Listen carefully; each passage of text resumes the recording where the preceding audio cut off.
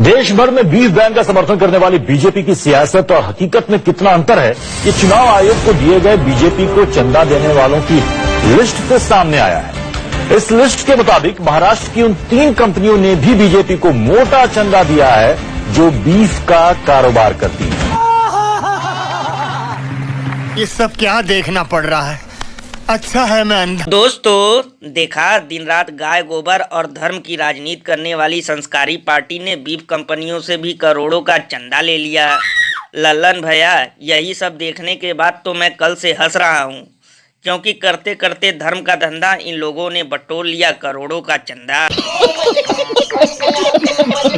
बताओ, करोड़ों हिंदुओं को दिन रात मंदिर मस्जिद गाय गोबर और धर्म में उलझाते रहे और खुद अंदर ही अंदर माल कमाते रहे। लल्लन भैया, अब तो वास्तव में ये साबित हो गया कि इन लोगों को धर्म और देशवासियों से सिर्फ उतना ही लेना देना है जितना डाका डालने से पहले डाकुओं को जय मां भवानी से होता है। यही नहीं, अभी और सुनिए दोस्तों, सबसे कमाल की बात तो ये है कि जुमला पार्टी का ये ढोंग उजागर होने के बाद भी उन अंधभक्तों की गोबर भावना आहत नहीं हुई जो दिन रात सड़कों पर गौरक्षक बने घूमते हैं, क्योंकि लल्लन भैया, ये कारनामा किसी विपक्षी पार्टी ने नहीं किया, इसलिए इन लोगों को कोई फर्क नहीं पड़ने वाला, वरना अब तक भावना में ऐसे बह रहे होते जैसे गली में गंदा नाला। और अभी तो रुको, क्लाइमैक्स अभी बाकी है। पैसे वाले को लेकर आओ, वो पैसा लगाएगा देश में। ये गरीब आदमी को ला रहे हो, ये तो चोरी चमारी करेगा।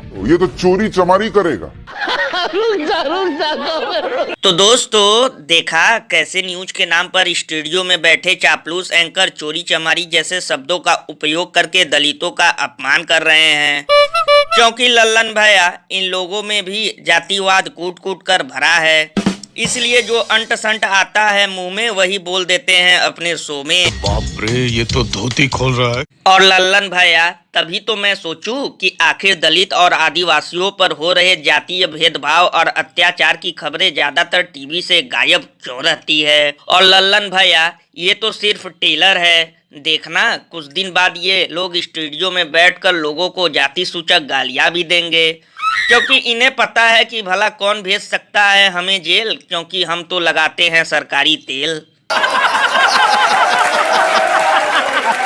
ये बिल्कुल सही कहा आपने, क्योंकि अभी कुछ दिन पहले सुधीर तिवारी ने आदिवासियों का मजाक उड़ाया था और अब इस न्यूज की चाटशाला वाले चापलूस एंकर ने भी जाति का अपमान करना शुरू कर दिया।